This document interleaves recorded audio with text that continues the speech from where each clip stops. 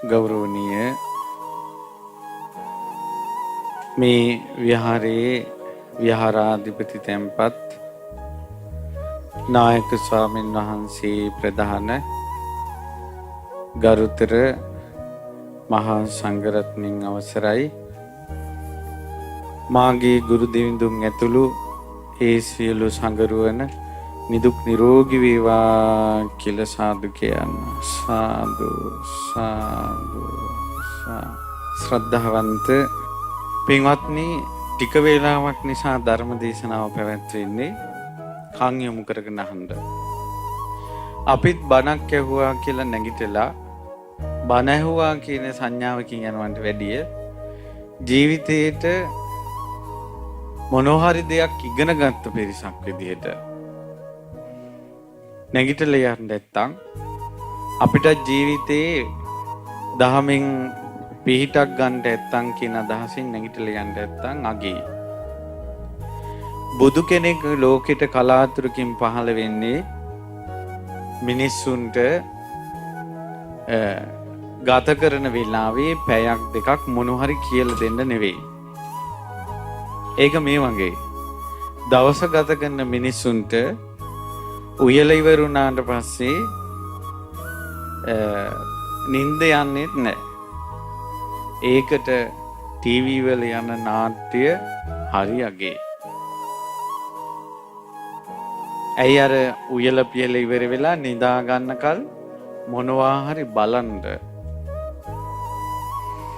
ඊට පස්සේ නිවාඩු දවසට කොහේ හරි යන්න නැත්තම් හොඳයි.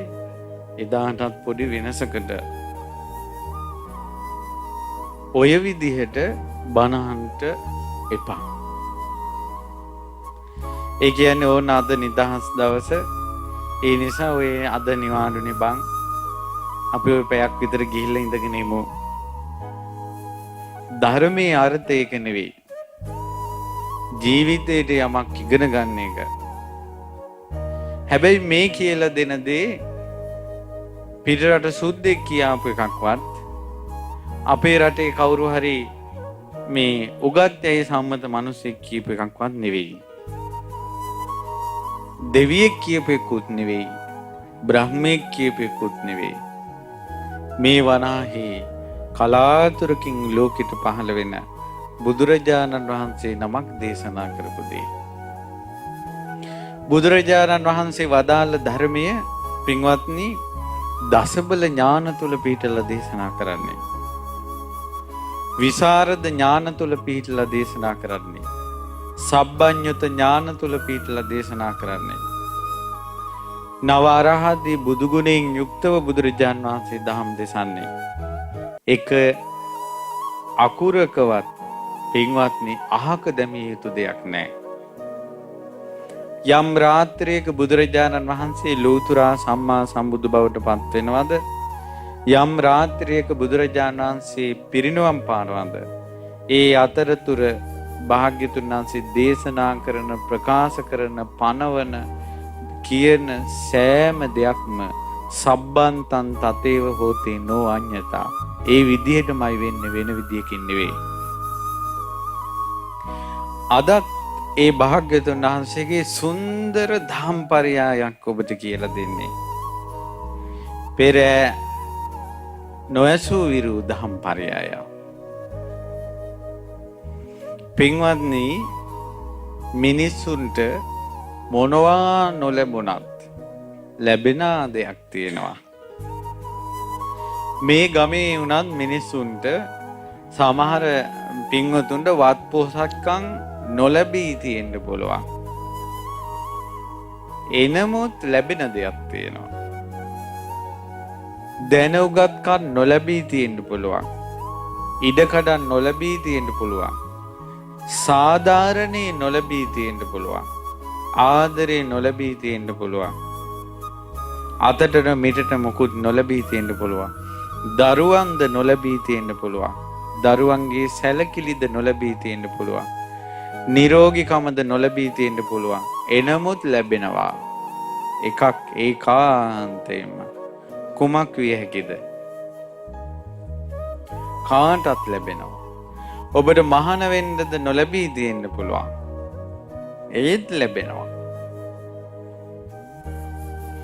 ඊළඟට මේ ගමේ සමහර අයට බණ අහන්න නොලැබී තියෙන්න පුළුවන්. ඒත් ලැබෙනවා. අද නිදහස කියලා සැමරුවාට නිදහස නොලැබී තියෙන්න පුළුවන්. ඒත් ලැබෙනවා එකක්. ඒ තමයි ඒකාන්තයෙන්ම මරණය ලැබෙනවා. ඒකාන්තයෙන්ම මරණය ලැබෙනවා. සිටගෙන හිටියට අපි මරණය සූදානමින් සිටිනවා. නිදාගෙන සිටියාට අපි මරණය සූදානමින් සිටිනවා. නැවතී සිටියාට අපි මරණය සූදානමින් සිටිනවා. මරණේ වගකීම තමයි අම්මගේ බඩට දරුවෙක් ආපු ගමන් ඒ මොහොතේ ඉඳලා ඔහුව මරණ එක තමයි මරණේ වගකීම. ඒ නිසා කාටත් මරණය ලැබෙනවා. ඒ මරණය ඉදිරියේ මොනවද ගෙනියන්නේ කියලා බලන්න. අද දේශනාව හරි අපූර්ව සිද්ධියක්. මේක ඉතාමත් ඈත අතීතයේ වෙච්ච දෙයක්. හිතා ගන්නවත් බැරි තරම් දෙයක්. කුමක්ද මේ සිද්ධිය? ඒ ඇසුරින් ඔය ධර්මයට මුල පුරවපු මරණය ගැන යමක් ඔබට තේරුම් ගන්න පුළුවන්. පින්වත්නි, ගොඩාක් ඈත සංසාරේ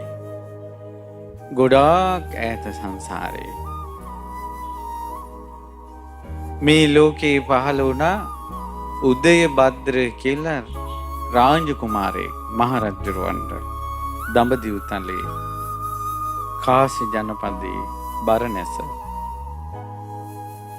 රන් රුවක්සේ වැඩුණා. පින්වත්නි, මේ වනාහි ওই කාලය කාශ්‍යප බුදුරජාණන් වහන්සේ පිරිනිවන් පාලා.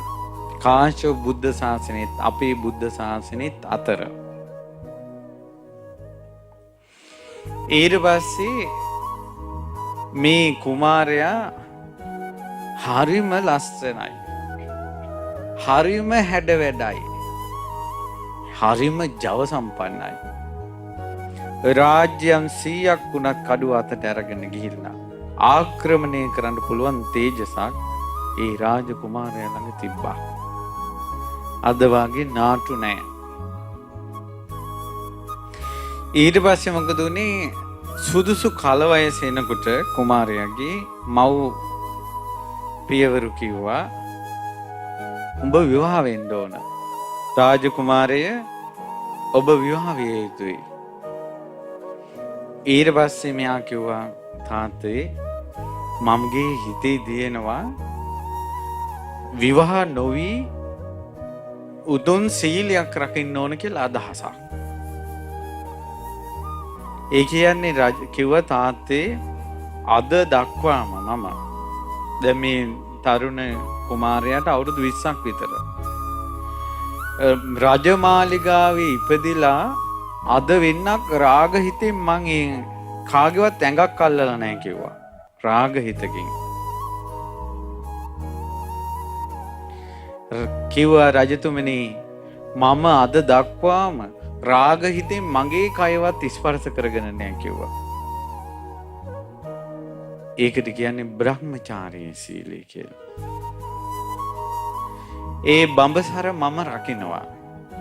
ඒ නිසා උපතේ ඉඳලා අද දක්වා මගේ ඇඟවත් මං රාග හිතකින් ස්පර්ශ කරගෙන නැත්තම් බාහිර කයකුත් ස්පර්ශ කළා නැත්තම් පිය රජතුමනි අනේ මට ඉඩ දෙන්න මුළු ජීවිත කාලයම මට බ්‍රහ්මචාරී වෙන්න. සමහර අය දන්නේවත් නෑ ඔහොම එකක්. ඈත අතීතේ දඹදිව වුණත් අපේ බුදුරජාණන් වහන්සේ කාලේ විවාහ සිද්ධ වුණා. ඒත් පින්වත්නි සමාජයේ තරුණ පිරිස ළමයි හුරු වෙලා හිටියා විවාහ වෙනකල් රාගික දෙයක් කරන්නේ නැහැ. ඒකට කියන්නේ බ්‍රහ්මචාරී. තමාගේ ශරීරය ස්පර්ශ කරගන්නෙත් නැහැ. තවත් කෙනෙක්ගේ ඇඟක් රාගයෙන් ස්පර්ශ කරන්නෙත් නැහැ. අපේ බුද්ධ කාලේ ඒ සීලේ තිබ්බා. කොමක්ද ඔබ හිතන්නේ? අද මේ මිහි මණ්ඩලේ එවැනි අය නැද්ද? සිටිනවා. සිටිනවා. ධර්මයේ මැරිලා නැහැ. අපිට මොන ගිහිලා තියෙනවා. ධර්මයේ මැරිලා නැහැ. තාත්තා කිව්වා මේ උඹ එක එක විකාර කරන්න එපා. විවාහ වෙන්න ඕන. කවදාවත් තාත්තගේ හිත රිද්දල නැහැ. ඕන අනිත් ගුණේ. ඊට පස්සේ කිව්වා හරි. එහෙනම් මම රූපයක් අඹලා දෙන්නම්. ඒ විදිහේ කාන්තාවක් මට ඕන කියලා මේ කුමාරයා හිතුවා හිතෙන් මෙහෙම කෙල්ලෙක් නම් ලෝකේ නැතුව ඇති කියලා ලස්සන හැඩ වැඩ තියෙන ස්ත්‍රියකගේ රූපයක් රන්රුවක් ඇඹුවා ජීවමාන විදිහට. ඒ කාලේ ශිල්ප තිබ්බේ. ඇයි අද යුරෝපයේ බටහිර ඉටි රූප අඹනවනේ. මේ මිනිස්සෙක්ගේ ෆොටෝ එකක් ගහලා ඒ විදිහටම අඹනවා. ඒ වර්තමානයේ ඊට වැඩිය ශිල්පේ කාලේ තිබ්බා. දිව්‍ය අප්සරාවක් වගේ රූපයක් මේ ඇඹුවා අර කුමාරයා. කිව්ව තාත්තේ මේ වාගේ කෙල්ලෙක් හිටියොත් බඳිනවා. එහෙම කළේ විවාහ නොවීම පිණිස. මුළු ජම්බුද්වීපේ මෙහෙව හිටියේ නෑ. රජමාලිගාවේ වෙනත් බිසවකට කුමාරිකාවක් ඉන්නවා. ඒ කුමාරිකාව මාලිගාව ඇතුලේමයි ඉන්නේ. එළියට පහළට යන්නේ නෑ. කෙල්ලෙක් නිසා කවුරුත් අවධානය යොමු කරන්නේ නෑ. රාජකුමාරී අර රන්රුවට වැඩිය ලස්සනයි. මේ ඉන්නේ කියලා ඔක්කොම විවාහ කරලා දුන්නා.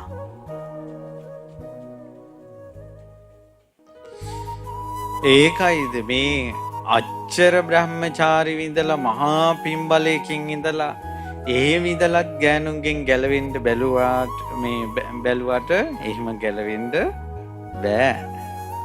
කොයින් හරි මාට්ටු වෙනවා. මේක තමයි සංසාරේ.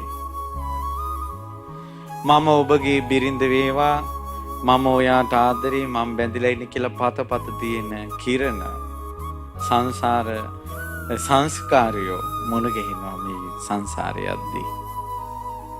කොහේ හරි සංසාරේ මොන ගෙහිනවා. සමහරට රස්සාවක් නැති නිසා කොළඹ යනවා බදාමනන්න හරි. ගාමන්ට් එකක් ළඟින් යනකොට මෙන්න සංස්කාරයක් hina වෙනවා. සංසාරේ ගොඩක් ඈත අතීතේ සංස්කාරයක්. ඒ වගේ ඔබට මේ සංස්කාර මොන ගැහුණ හැටි බලන්න. ඊට පස්සේ ඕන දැන් විවාහ වුණා. දැන් රාජකුමාරයාට කර කියා ගන්න දෙයක් නැහැ. නොහිතපු දෙයක්. විවාහ වුණා.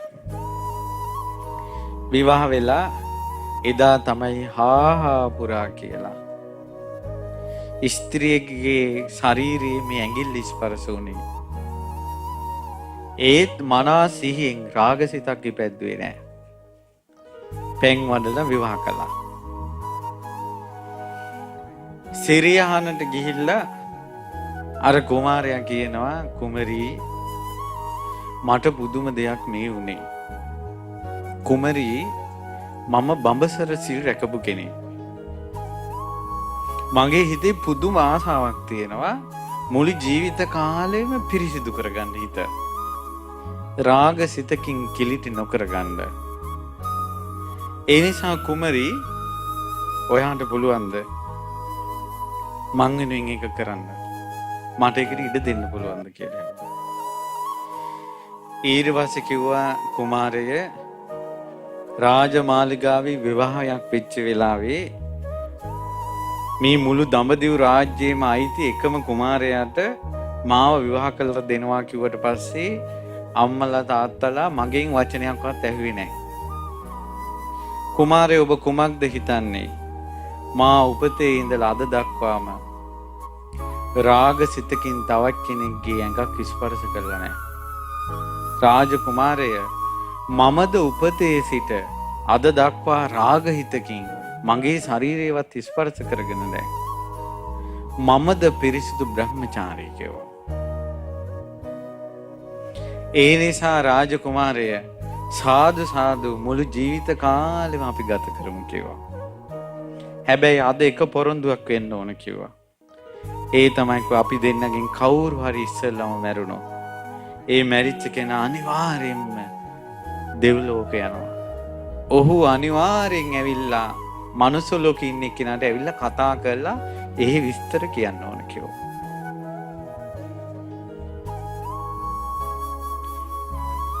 අද කාලේ විවාහයක පළවෙනි දවසේ ওই වගේ කතාවක් සිහිනකින්වත් සිතාගත නොහැකි. යයි ඔබට හිතුණාට නැද්ද අදත් ඒ වගේ දේවල්? ඔබ හිතන්නේ මනුස්ස ලෝකේ නැද්ද? තියෙනවා.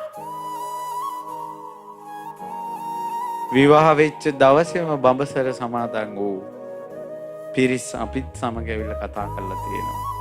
එකයි තියෙන්නේ ධර්මය මැරිලා නැහැ.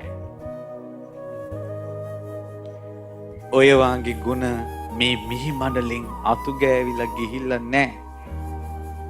ඉන්නවා. ඊට පස්සේ මොකද උනේ? ඔන්න දැන් රාජ්‍ය විචාරාගෙන ඉන්නවා. දැන් රජ කෙනෙක් අර උදේබද්ද රජුරෝ. ඔබ හිතන්නේ කොච්චර කාලයක් එක ඇඳේ නිදාගන්නේ? එක ඇඳේ නිදාගන්නේ බ්‍රහ්මචාරී. කොච්චර කාලයක් ඉඳෙද? අද කාලේ ඒ කාලේ කියලා ඉන්නම්කෝ අවුරුදු 700ක් හිටියා. ඒ කාලේ මිනිසුන්ගේ ආයුෂ දිගයි. අවුරුදු 700ක් එක ඇඳේ බ්‍රහ්මචාරීව හිටියා. මහා තෙදව ජව සම්පන්න රාජකුමාරයා දිව්‍ය අප්සරාවක් වන් රාජකුමාරිය සමග අද ෆෝන් එක ළඟ තියාගෙන එක දවසක් ඉන්න බෑ රාගසිතක් උපද්වන්න නැතුව. අහෝ ඒ ලෝකේට සිත පහදවා ගැනීම පිණිසයි මේ කතාව කියන්නේ. එක දවසක් රාගසිතක් උපද්දන්න නැතුව ඉන්න අමාරු ලෝකයක්. සමහර පින්වතුන් අපිට ඇවිල්ලා කියලා තියෙනවා ස්වාමීනි පොය දවසට ජෝඩුව මේ ධර්මයේ ආසාවෙන් පොය දවසට ජෝඩුව සිල් ගන්නවා. ඒත් 4ට සිල් පවාරණය කරනවා. එදාටවත් වෙන්ව ඉන්න කැමති නැහැ. මිනිසුන්ගේ හිත් ගොඩාක් වෙනස් වුණා. හැබැයි ඒවට ගොඩාක් දේවල් බලපානවා. මොකද අද කාලේ තියෙන මේ කාම 10ට බලපාන කරුණු ටිකක් තියෙනවා. කුමක්ද? ආයුෂ අඩුවීම. මිනිස්යාගේ ආයුෂ අඩු වුණාට පස්සේ කාම 10 වැඩි. අධර්ම රාගයේ විෂම ලෝභයේ මිත්‍යා ධර්ම මිනිස්යාගේ හිත තුළ වැඩ කරනවා. සිත රිදවා ගන්න එපා. මෙයයි කාරණාව. යම් ගමක යම්කිසි පිරිමියෙක් වැඩිමාල් තමන්ගේ වයසට වැඩි කෙල්ලෙක් වැන්දොත් ගමේ මිනිස්සු එක නින්දාවට ලක් කරනවා. දැන් එසේ නෑ. ගොඩාක් කෙල්ලෝ කැමති වයසින් අඩු කොල්ලෝ බඳින්න. පොඩි කොල්ලෝද කැමති වයසින් වැඩි කෙල්ලෝ බඳින්න. ඒ ඔක්කොම අධර්ම රාගයේ විෂම ලෝභය. තව තවත් සිද්ධි. ඒ ඔක්කොම මිනිස්යාගේ ආයුෂ අඩු වෙනකොට වෙච්ච දේවල්.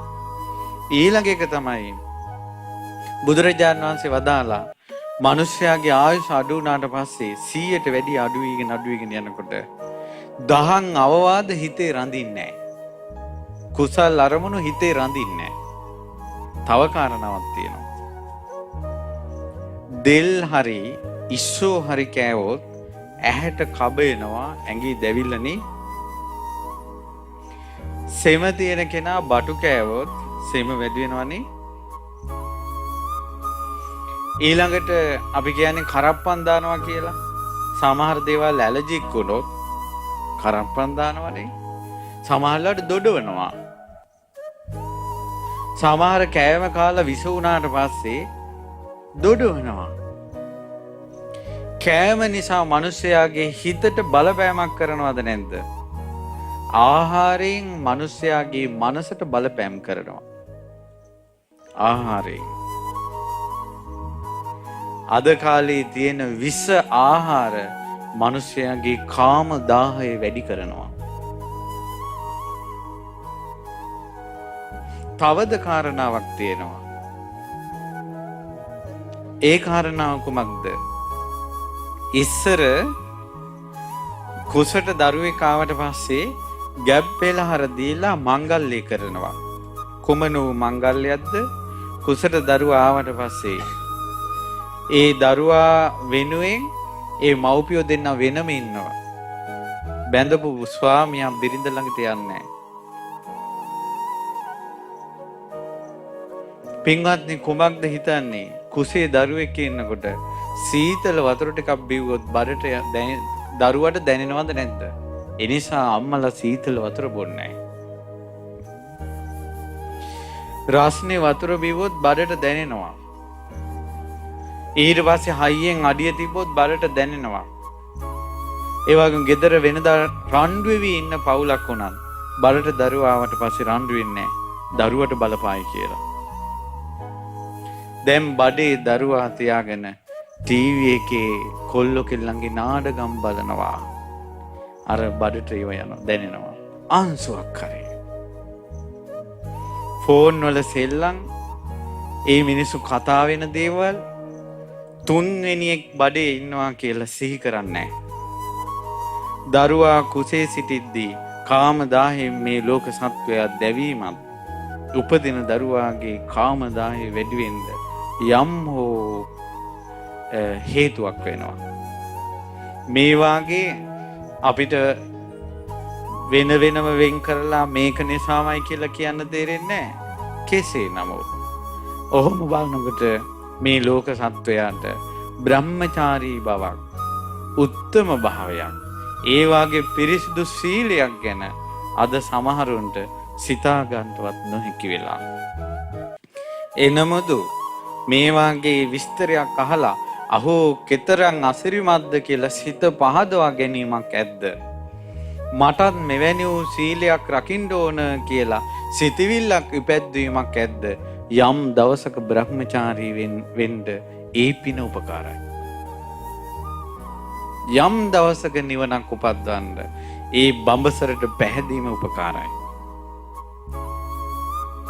එනිසා මේ කතාව කියන්නේ අවුරුදු 700ක් බ්‍රහ්මචාරී වෙක ඇඳේ හිටියා.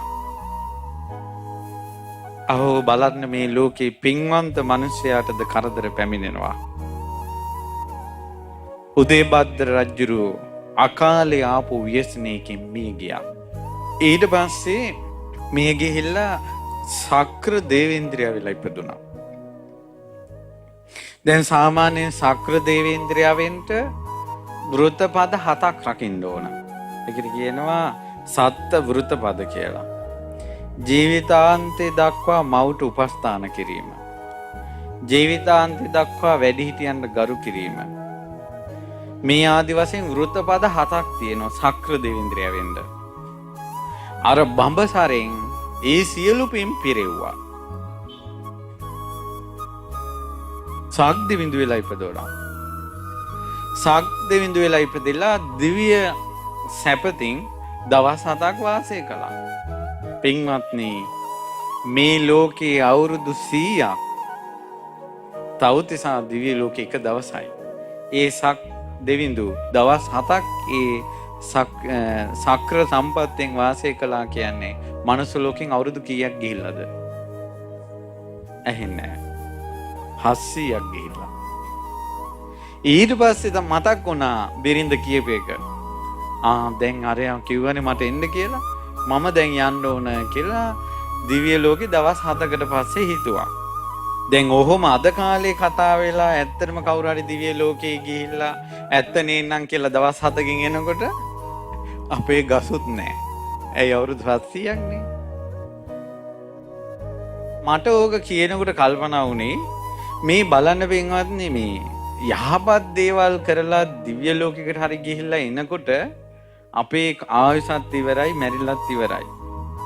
අපිට මුණ ගැහෙන්නේ නැහැ අපේ වෙනුවෙන් අපි නමින් මිය ගිය එකෙක් දිව්‍ය ලෝකෙ ඉපදෙලා අපිට මුණ ගැහෙන්නේ නැහැ. ඒත් පින්වත්නි කර්මය කියන්නේ මැරිච් එකෙක් මල පෙරේතෙක් වුණොත් සුටුස් ගාලා එනවද නැද්ද? සුටුස් ගාලා එනවා. මා එක්තරා ප්‍රදේශයක වාසය කරද්දී ඒ ගමේ ආච්චි කෙනෙක් මැරුණා. මැරිලා පින්වත්නි මිනිය ගේ අස්සේ තියෙද්දී දුවට වැහිනවා. මේ මිනිය තියෙනවා. මෙන්න දුව ගැඟට ඇවිල්ලා කියනවා දාලා යන්න බෑ. මේ පොඩි එකීගේ මූණ කොහොමද මන් දාලා යන්නේ? අවුරුද්දේ පුංචි දරුවා. මිනිබිරි දාලා යන්න බැරුව. මේ ළඟදී එක්තරා ප්‍රදේශයක මලගෙදරක් වුණා. මැරිලා දවස් 3ක් තුනින් ආදාහන කටයුතු කළා. 4 වෙනි දවසේ විතර ඒ ගෙදර හිටපු අනිත් අක්කා කිව්වා අනේ මල්ලියේ මේ වරෙන් අන්න අර මේ අක්කා මට කතා කරන්න මැරිච්ච කෙනා කතා කරනවා කිව්වා. අර මිනිස්සු ගෙන් එළියට එනකොට පුටුවේ මැරිලා. එකටයි මේ ඉන්න දරුවෝ තව අවුරුදු 10ක් 15ක් යනකොට මේ ඇස් දෙකෙන් භූතයෝ ප්‍රේතයෝ ඉස්සරහට පේන්න. දැනට ඉන්දියාවේ එහෙමයි. ඉන්දියාවේ පේන්න වෙනවා. ඉන්දියාවේ පේන්න වෙනවා. දැන් අපිනේ ප්‍රේතයෝ කියලා පන්න ගන්න ඉන්දියාවේ නෑ. ඉන්දියාවේ ප්‍රේතෙක් වෙලා ඇඟකට ඇවිල්ලා ආවොත් එහෙම හම්මෝ එච්චර සැපක් මේ මිනිස්සුන්ට මුළු ඒ පෙරේතයා ඉන්න තාක්කල් පූජා පවත්වන ගෙදර දෙවියෙක් වෙලා ආවා කියලා. ඇඟට වැහෙන්නේ. මේ පින්වත්නි මේ අනුමාන කරලා කියන ඒවා නෙවෙයි අපි දන්න නිසා කියන්නේ අපි එහෙ ඉඳලා තියෙනවා. ලංකාවට දෙක වෙයි. ඊට පස්සේ දැන් ඔන්න මල පෙරේතෙක් වුණාම සුටුස් ගාලා එනවා. දෙවියෙක් එහෙම එන්නේ නැහැ. දැන් මේ දෙවියා දවස් 7කට පස්සේ මනුස්ස ලෝකේ අවුරුදු 700කට පස්සේ ආවා. ඒ කාලේ මිනිසුන්ගේ ආයුෂ අවුරුදු 10,000යි. කාශ්‍යප අරහත් සම්මා සම්බුදුරජාණන් වහන්සේ ලෝකේ පහළ වෙනකොට ආයුෂ මිනිසුන්ගේ 20000යි. මේ කාශ්‍යප බුදුරජාණන් වහන්සේත් අපේ බුදුරජාණන් වහන්සේත් අතර අවුරුදු 10000යි ඒ කාලේ ආයුෂ. අවුරුදු 700කට පස්සේ ආවා. ආවේ මේ දිව්‍ය කුමාරයෙක් විදිහට වෙස්මාරු කරගෙන මධ්‍යම රාත්‍රියේ රත්තරම් වාජනයකට තනිකර රත්තරම් පුරවගෙන ආකාශයේ හිටියා ලස්සන කොල්ලේ. අර කුමරිට කියනවා කුමරී නැගිටින්න. කුමරී නැගිටින්න. අර කුමරිය නැගිට්ටා. උඹ කවුද? කිව්වා මම. කුමරි කිව්වා මේ මාලිගාව වටේම ආරක්ෂාව දාලා තියෙන්නේ. මගේ සිරියහන් ගබඩාවට එකෙකුට එන්න බෑ. උඹ කොහොමද ආවේ කිව්වා. කිව්වා කුමරි මම දෙවියෙක්. මේ මං ඔබට තුටු පඳුර අරගෙන ආවා. මා දෙවියෙක් වුණත් ඔබට තමයි කැමති කිව්වා. මට ඔබත් එක්ක එක රැයක් ඉන්න දෙන්න කිව්වා. මේ ඔබට තුටු පඳුර ගෙනාවා කිව්වා. කිව්වා එම්බා පුරුෂේ ඵලයන් යන්න කිව්වා. මගේ හද මණ්ඩලයේ එක්කෙනා ඉන්නේ කිව්වා. ඒ තමයි උදේබත් රජුරෝ. ඒ රජුරෝ මිය ගියා. ඒ රජතුමා හැර මේ හද මණ්ඩලේ කවුරුත් නැහැ. ඵලයන් යන්න කිව්වා. කිව්ව ගමන් අතුරුදහන් වුණා. දෙවෙනි දවසේ දැන් පළවෙනි දවසේ කොහොමද තුටු පඳුර අරන් ආවේ? රත්තරම් වාජනයේට තනිකර රත්තරම් පුරවලා. දෙවෙනි දවසේ රෙදි වාජනයේට රත්තරම් පුරවලා ගෙනාවා. වටිනාකම අඩු වෙලාද වැඩි වෙලාද? අඩු වෙලා. රෙදි වාජනයේට රත්තරම් පුරවගෙන ඇවිල්ලා කිව්වා නංගි කුමරි මට එක දවසක් ඉන්න දීපන්. රාජකුමාරි කල්පනා කළා මේකත් එක්ක කතාවට යන නිසා තමයි මේ එන්නේ කියලා අහක බලාගත්තා. එදා අතුරුදහන් වුණා. තුන්වෙනි දවසේ ලෝහ පාත්‍රයට කහවණු පුරවලා ගෙනාවා. කාසි ටිකක්. ගාන අඩු වෙලාද වැඩි වෙලාද? කිව්ව නංගි මට උඹත් එක්ක ඉන්න දීපන්. එතකොට අර කුමරිට මතකයි මෙයා ගේන ඒවා. කිව්වා මට පුදුමයි කිව්වා උඹ වගේ දෙවියෙක්. දෙවියෙකුට උනත් තියෙන්න ඕන කිව්වා මොලේ කන් හැන්දක් තරම්ම. එම්බා දෙවිය කෙල්ලෙක් අකමැති වුණාට පස්සේ ඒ කෙල්ලකින් කැමැත්ත ගන්න නම් ගේන එකේ වටිනාකම වැඩි කරන්න ඕන කිව්වා. අද චොකලට් එකයි නම් හෙට චොකලට් දෙකයි. වගේ කතාවක් ඔය කිව්වේ. ඊට පස්සේ කිව්වා උඹ දෙවිය ලෝකෙ ගිය හැටිත් මට සැකයි. දෙවියන්ට මොලයක් නැද්ද කියලා ඇහුවා. ඔබට කැමැත්තෙන් නෙවෙයි ඔබ කරපු මෝඩකම ගැනයි කිව්වා මේ කතා කරන්නේ. කුමරි මම මෝඩ නෑ කිව්වා. මට හොඳට මොලේ තියෙනවා කිව්වා. මන් නිකරුණේ වියදම් කරන මිනිස්සෙක් මේ වියදම් කරන කෙනෙක් නෙවෙයි කිව්වා. මම මීට දවස් 3කට කලින් එනකොට ඔයා ගොඩාක් තරුණයි. තරුණ කෙල්ලෙකුට මං අරන් ආවේ කිව්වා වස්තුව. ඊයේ මං එනකොට ඔයා දවසකින් වයසට ගිහිල්ලා නාකි ගෑණියෙක්. නාකි වෙච්ච උන්ට දෙන්නේ නැහැ කිව්වා මම තරුණේ උන්ට දෙන වටිනාකම. අද ඔයා තව දවසක් වයසට ගිහිල්ලා. ඒ වයසට ගිය කෙනාට හරියනේව තමයි ගේන්නේ. හිත එනකොට තව අඩු කරනවා කිව්වා. ඔන්න කොල්ලන්ද කල්පනා කරන්න දෙයක්. මනුස්ස ලෝකේ නුවණැත්තන්ගේ ලෝකේ දෙකක්. අද කොච්චර කාම දාහේද කියනවනම් ඔවැනි සිටිවිලි ගැන කවර කතාවද මේ නාකි මිනිසු පිටිපස්සේ යනවනේ. කසාද බැඳපෙවුම් පිටිපස්සේ යනවනේ. දරුවොත් එක්ක කරගහනවනේ. අමුතු ලෝකයක්. අමුතු ලෝකයක්. ඊට පස්සේ කිව්ව වටිනාකම අඩුයි කිව්වා. ඊට පස්සේ කිව්වා දිව්‍ය ලෝකේ ඉඳලා මනුස්ස ලෝකේ බලනකොට ඔයාලට මොකද්ද පේන්නේ කියලා ඇහුවා. ඔන්න දෙවියා කියනවා මේ සියලු විස්තර බුදුරජාණන් වහන්සේ දේශනා කරන්නේ. පින්වත් මහණෙනි අතීතේ මෙහෙම එකක් වුණා කියලා. දෙවියා කියනවා කුමරි මනුස්ස ලෝකේ මිනිස්සුන්ගේ ස්වභාවය දෙවියන්ට පේන්නේ පෙරහංකඩයකට වතුර දැම්මා වගේ. පෙරහංකඩයකට වතුර දැම්මා වගේ කිව්වා. පෙරහංකඩයකට වතුර දානකොට මේ වතුර අඩු වීගෙන යනවා. තේරෙනවනේ? හිල් වෙච්ච කලයකට වතුර දැම්මට පස්සේ අඩු වීගෙන යන්නේ. පෙරහංකඩේ ඊටත් වැඩි වේගයෙන්. කිව්වා අපි දෙවිය ලෝකයේ ඔළුව මේ පැත්තට හරවලා මෙහිට බලනකොට තරුණ වෙලා හිටපු උන්නා කියලා පේනවා කිව්වා. කියන කුමරි දෙවියන්ගේ හැමී රැල්ලක්වත් නැහැ කිව්වා. කුමරි දෙවියන්ටත් වයසට යෑමක් කියලා එකක් තියෙනවා. මරණයෙන් කරා යෑමක් තියෙනවා. නමුත් දිව්‍ය හැම දවසින් දවස ලස්සන වෙනවා කිව්වා. දිව්‍ය ප්‍රභාව දවසින් දවසට වැඩි වෙනවා. මිනිස්සුන්ගේ ප්‍රභාව දවසින් දවස අඩු වෙනවා. හොඳට බලන්න පුංචි කාලේ තියෙන සොඳුරු ලස්සන බව කෝ පුංචි ළමයිගේ කටමැදිල්ලක් කටහේදිල්ලක් උදේට නෑ. ඒ චූටි උන්ගේ කටවල් වල කිරිසුඳ. පුංචි උන්ගේ ඇඟ දවසම තිබ්බත් මේ චූ කරගෙන ඉද්දින් මෙයා චූටි ළමයි අම්මලා ඉඹිනවා. ඒක ගඳක් නෙවෙයි. ඊට පස්සේ උන්න ටික ලොකු වෙනවා. දැන් ලොකු වුණාට පස්සේ දවසන් වේ දවසට දෙපාරක් මඳිනවා නම් දත එක පාරක් දත් මැන්දේ නැත්තම් කටින් ගඳ. දැක්කද මේ වෙන නැස්පැත්තිය?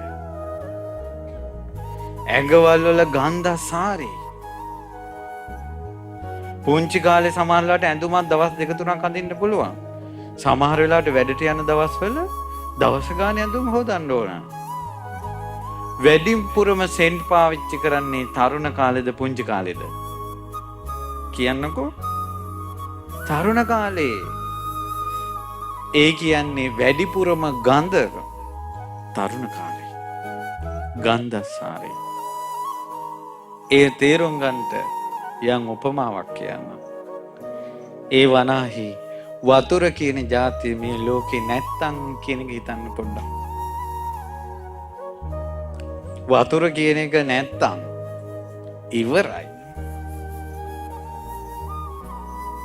ඉවරයි වතුර කියන එක නැත්තම්. එච්චර ශරීර කිලුටුයි. මේ ගඳ නිසාමයි දත් මැද මැද සුවඳ කර කර සෙන්ට් වර්ග ගගහා ඊළඟට ඇඳුම් සෝදා එක එක දේවල් පාවිච්චි කර කර මේ ඇඟ පිරිසිදු කරන්න හදනවා.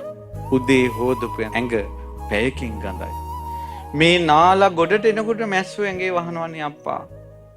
මේ නාලා ගොඩට ආවේ මැස්සෝ වහනවා. දාඩිය පිටින් කවර කතාද? කුමරි මේ මනුස්ස ශරීරයේ එච්චර වේගයෙන් මේ ශරීරයේ සේවි යනවා. ප්‍රභාව නැති වුණ පුංචි කාලේ පොඩි උන්ගේ ඇත්තටම කළු උනත් උන් හරි ලස්සනයි පොඩි උන්. මේ හැම මොකද්ද මොල කැටි. මේ ඔළුවේ තෙල් වල අල්ලන්න බයයි. එවුන් ඊට පස්සේ ඒ පාට නැති වෙලා අවුරුදු 14 15 වෙනකොට තව මොකද්දෝ පාටක් එනවා. වෙලාවකට හිතෙනවා ඒකත් හොඳයි අමුතු තෙල් පාටක් මොනේ කියලා. ඒකත් නැති වෙලා අවුරුදු 20 විතර වගේ වෙනකොට තව මොකද්දෝ පාටක් මූණට එනවා. ඊට පස්සේ බලන්න අවුරුදු 25 පැන්න ගමන් 30 පැන්න ගමන් ඉවරයි. සමහර මහත්තුරු කසාද බැඳපු දා ෆොටෝ එක බලලා කල්පනා කරනවා මේකිද මම බැන්දේ දැන් ඉන්නේ කීමකීද. බැඳලා මාසේ යනකොට මූණේ පාට නැති වෙනවා. ඒ කියන්නේ ගොඩාක් මිනිස්සුන්ගේ චිත්ත පීඩාව තියෙනවා. ප්‍රශ්න වලින් මිරිකෙනවා පිටට hina වුණාට. ඒ මූණේ තියෙන වැහැරුණ බව පීඩාව hina වෙන්නේ නැති කරන්න බෑ. මේ මූණේ කොහේ හරි කොනක පීඩාව තියෙනවා. සතුටෙන් ඉන්න කෙනා වයසට ගියා මොකද්ද මූණේ ලස්සනක් තියෙනවා. නමුත් හුදෙක් මේ ලෝක සත්වයා ආයු වර්ණ සැප බලාදී මිනිස්සයා වේගෙන් ගෙවි යනවා.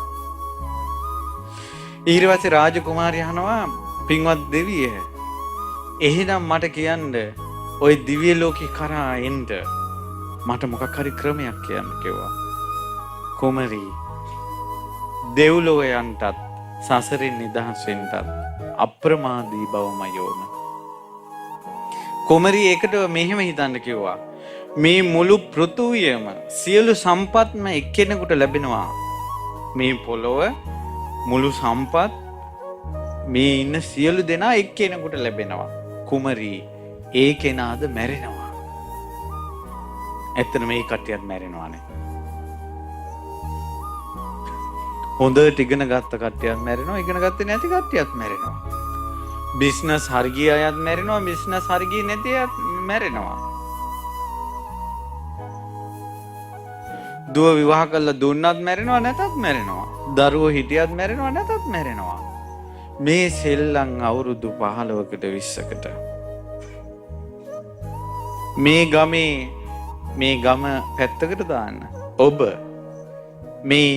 චූටි කාලේ අතට අරගෙන මැනිකේ නැත්තම් බබෝ කියලා නලවපු මිනිස්සු දැන් නැහැ. මැරිලා. මේ පුංචි උන්ද තව අවුරුදු 50ක් ගිය තැන ඔය ඔඩොක්කේ තියාගෙන ඉන්න මේ අම්මලාගේ මූණු ටික නැහැ. මැරිලා. මේ ගමේ අවුරුදු 100කට කලින් ජීවත් වෙච්ච එක්කෙනෙක් දැන් නැහැ. ඒද පසක තබන්න. ඔබ ඉන්න ගෙවල් වල මීට අවුරුදු 50කට කලින් හිටපු අය දැන් කෝ? හැබැයි මේ මිනිස්සු හිතාගෙන ඉන්නේ මැරෙන්නේ නැහැ කියලා. ඒ නිසාද පොඩ්ඩ මොනවා හරි ආරක්ෂාවට අරන් ගේ හතර කොනේ වලේලානවා. ඇයි? කල්පයක් ඉන්න. ඉමේ කණු ඇවිදිනවා. එයටද නඩු කියනවා. මක් නිසාද? කල්පයක් ඉන්න. කෙල්ල කොහොම හරි කසාද බැඳලා දෙන්න හදනවා. කොමඩද? කල්පයක් ඉන්න. දරුවන්ද පතපතා සිටිනවා. කල්පයක් ඉන්න. තව හම්බ කරගන්න හදනවා. කොමකටද? කල්පයක් ඉන්න. දුප්පත් මිනිහා පාගලා දානවා. ඥාති වර්ගී අමතක කරලා දානවා. ලොකු නෑදෑයෝ හදා ගන්නවා. ලොකු ටෙලිෆෝන් අතට ගන්නවා. ලොකු වාහනවල යනවා. ගුණධර්ම වලින් බැහැර වෙලා යනවා. කවුරු හරි තරුණ කොල්ලෙක්, තරුණ කෙල්ලෙක් සිල් ගන්න ගියොත් එහෙම ඔයාලා මොකෝ වයසට ගිහිල්ලාද? මොහු කල්පයක් ඉඳයි හදන්නේ. නැත. ගෙනාපු ආයුසක් තියෙනවා. ඒක ඉවර වෙනකොට මම මේ කෙටියෙන් කියන්නේ ඕනම මනසේ මේ වයසක අය කතාවක් නෙවෙයි. මේ පොඩි උන් ටිකක් කල්පනාවක් ඥානයක් තියෙනවා නම් කල්පනා කරන්න. අවසානෙට ආච්චි කෙනෙක් සීයා කෙනෙක් හිතනවා පරලෝකෙටත් මොන හරි එපැයි බං කියලා සිල් ගන්නවා. ගොඩක් අය කරනවා. හැබැයි පන්සලේ බෝධියට සිල් ගන්නකොට, චෛත්‍ය ළඟ සිල් ගන්නකොට, බණ මඬුවේ බණ අහනකොට චරිතේ නාගෙන තියාගන්න එපා. එදාට ජීවිතය ආපස්සට බලනකොට පසුතැවෙන ජීවිතයක් හදාගන්න එපා. කවුරු අම්මා තාත්තවත් දන්නේ නැතුව ඉපදුනා. මැරෙනකොට තරහකාරයෙක් නැතුව මැරෙන්න නැත්තම් මේ හිතේ තරහකාරයෙක් නැතුව මැරෙන්න නැත්තම් මොකක්වත් දන්නේ නැතුව වස්ත්‍රයක් නැතුව ඉපදුනා. රෙදි කෑල්ලකට ආසාවක් නැතුව මැරෙන්න නැත්තම් හුදෙක් සමහරු යතුරු කැරල්ල අතේ තියාගෙන මැරෙනවා. උදේ හවස ඔප්පු තිරප්පු අතපත ගන්නවා. පොල් ඉඩමේ හතර කොනේ බලලා පොල් ගණන් කරන ආච්චිලාද සිටිනවා. තමන්ගේ පෙට්ටගමේ තියෙන වස්තුව ගැන හිතනවා. කොළඹ පැත්තේ එක්කෙනෙක් මැරුණා. මේ ලංකාවෙන් ප්‍රසිද්ධයි, මන් නම කිව්වොත් ඔක්කොම දන්නවා. මැරුණේ මගේ බැංකු පොත කියා මැරුණේ. අහෝ, ඒ වාගේ මරණයක් එපා. ඒ වාගේ මරණයක් නම් එපා. එන්නේ මොකක්වත් නැතුව යනකොට පොඩි ගහගත්තා. මෙහෙමත් සංසාරයක්. ඊට පස්සේ කියනවා නැගණිය රාජකුමාරී සියලු දෙනා අතහැරලා යන්න වෙනවා. ප්‍රියමනාප අප්‍රියමනාප ධනය ඇති නැති සියලු දෙනා අතහැරලා යන්න සිද්ධ වෙනවා. කුමරී අප්‍රමාදී වෙන්න. කිසිම දෙයක් කරන් යන්නේ අපි. ඒ නිසා සසරට කුසල් දිනු කරන්න. මට පුදුමේ හිතුනේ අප්‍රමාදී වෙනින් මරණය ගැන හිතපන් කියලා මේ කෙල්ලට අවවාද කරන්නේ. මේ කෙල්ල උපතේ ඉඳලා බ්‍රහ්මචාරී කෙල්ලේ. කොච්චර පින්වන්තද? බඹසරක් රැකගන්න බැරි වුණ හිතෙන් කයින් වචනෙන් වැරදි සිද්ධ වෙලා ඇති මිනිස්සු මරණය ගැන කොච්චර හිතන්න ඕනේද? අපේ සියලු සෙල්ලම් ඉවරයි. මැරිච්ච ගමන් ඔක්කොම ඉවරයි. ඔක්කොම ඉවරයි. කර්මය බලාගෙන ඉන්නේ. කුසට ආපු දරුවෙක් මරලා නම් නිරේ උපදින්නටත් ඒ වගේම උපනෝපන් ජීවිතේ අම්මා කෙනෙක්ගේ බඩේදී මැරෙන්නටත් ඒ වගේම තමන්ට දාව දරුව මැරෙන්නටත් ඒ වගේම ආදරේ නොලැබෙන්නත් තනිවෙන්නත් එක දරුවෙක් මැරීමෙන් කර්මී බලපානවා. දන්නා නොදන්නා කම නිසා හෝ එවැනි දෙයක් සිදු වී ඇත්නම් මැරෙන කල්ලේ කර්මී බලාගෙන ඉන්නවා විපාක දෙන්න. එතකල් තියෙන්නේ හොයන්න බෑ. ඔක්කොම සුදු ඇඳගෙන හොයන්න බෑ. ඊට පස්සේ වැරදි කාමසේවනයක් වෙලා නම් නිරේ උපදින්නත් ඊළඟට තිරිසන් සත්තු අතර ඉපදිලා ඒ රහස් ප්‍රදේශවල ලෙඩ හැදිලා කුණු වෙන්නත් ඊළඟට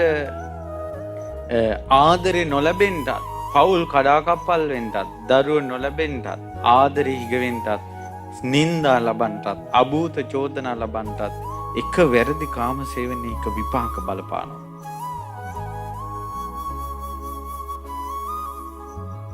මැරෙනකල් ඉන්නේ විපාක දෙන්න.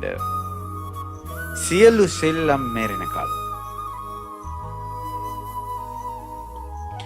ඊට පස්සේ දැන් සමහර වැරදි කාම සේවනයේ විපාකයක් තමයි ස්ත්‍රීත් නොවන පිරිමිත් නොවන චරිත. ඇස් දෙක කොල්ලෙක්ගේ ඇඟක් ඇස් දෙකේ බැල්ම කෙල්ලෙක්ගේ වගේ. කොල්ලෙක්ගේ ඇඟක් කතාව කෙල්ලෙක්ගේ වගේ. කොල්ලෙක්ගේ ඇඟක් අතපය හැරෙන්නේ කෙල්ලෙක්ගේ වගේ. කොල්ලෙක්ගේ ඇඟක් ගමන බිමන කෙල්ලෙක්ගේ වගේ. උපතින් ලැබුණේ ඒකනම් එපා කියන්නද? එයා හිතලා කරන එකක්ද ඒක? කර්මානුරූපව ඒ චරිතය පැද්දුවා. සංසාරේ වැරදි කාම සේවනයේ විපාක. දැන් එක එක ගෙවල් වලට රිංගා තමනුත් පව් වැඩ කර කර එහෙම චරිතයක් දැක්කම hina වෙනවා. ඒ මිනිස්සු hina වෙන්නේ තමන්ගේ අනාගතයට. මැරෙනකල් බලාගෙන ඉන්නේ. එනමුත් එවැනි වැරදි ඇති අයද පොදුවේ සිටිනවා. කෝ වෙනසක් නැහැ. බොරුවක් කිව්වොත් එක බොරුවක කර්ම සකස්. ඒකයි බුදු කෙනෙක් පහල වෙලා මේකෙන් ගොඩපළයන්ලා කියන්නේ එච්චර කර්ම විපාක. දැනගත්තත් නැතත් දැන් වැරදි කාම සේවනය කියන එක දැනගත්තත් නැතත් කියන්නේ සමහර ළමයි ඇවිල්ලා අපිට ප්‍රශ්න ඉදිරිපත් කරනවා. ස්වාමීනි අපි නම් බඳින්න ඉන්නේ. ගෙවල් වලිනුත් කැමති නම් අපි අනිවාර්යෙන් මේ ඉගෙනගෙන හරි අනිවාර්යෙන් බඳිනවා නම් අපි එකට හිටියට මොකද? මමද ප්‍රශ්නයක් ඇහුවා. හෙට විවාහ වෙන්න ඉන්න දෙන්නේ ජෝඩුවක් ඉන්නවා. අද ඒ දෙන්නගේ අතර කරදරයක් වෙනවා. මේක නඩු මගට යනවා. නඩු තීන්දුව මොකක් වෙයිද? හෙට විවාහ වෙන්න හිටියත් අද ඒක ස්ත්‍රියකට කරදර කිරීමේ දණ්ඩනයට යටත් වෙන්නේ. මේ පෙරෙන්න තියෙන ලෝකේ නීතියෙන්ුත් ඔබ හිර වෙනවා නම් කර්ම බලවේගයේ නීත්‍යානුකූලව දෙමව්පියන් සහිත මේ සමාජය ඔහු බිරිඳයි ඔහු ස්වාමියාව කියලා පිළිගන්නා තාක් එතනින් පෙර වෙන සියලුම අකටයුතුකම් නරක ක්‍රියාවලටයි අයිති වෙන්නේ.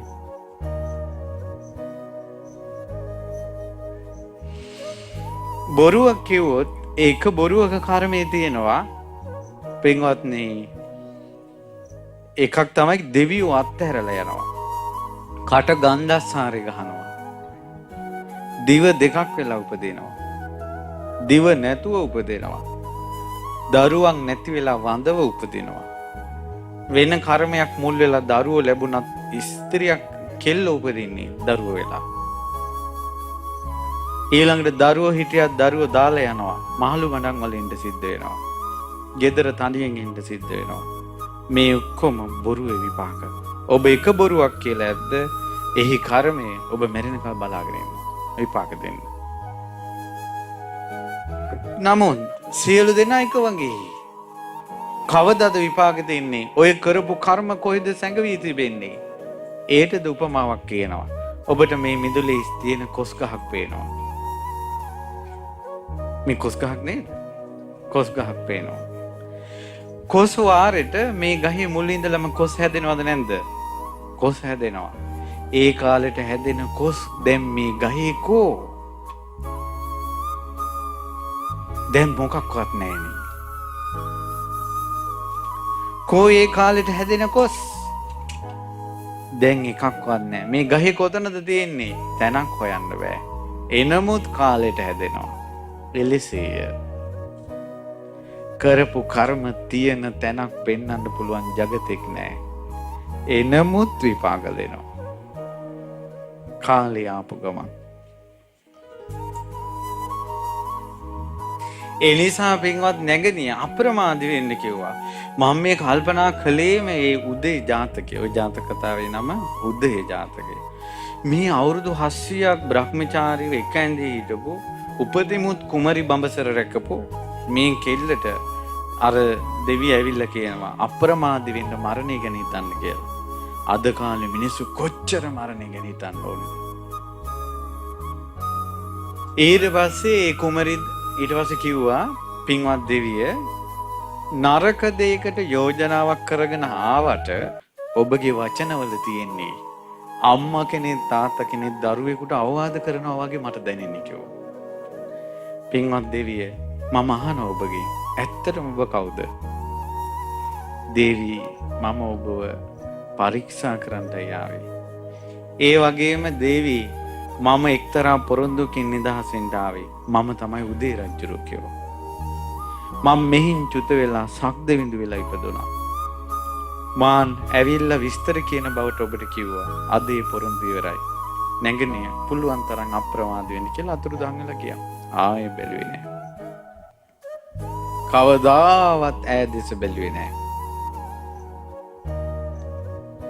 ඈ පහවදාම රාජ්‍ය ඇමතිවරුන්ට දීලා උද්‍යානයේ තාපසියක් වුණා. ඈද චුත වුණා. ඈද සක්දිවිඳු ළඟම ඉපදුණා. අවුරුදු 700ක් එක ඇඳේ ඉඳලා බඹසර රැකපු අර කෙල්ල තමයි යසෝදරා.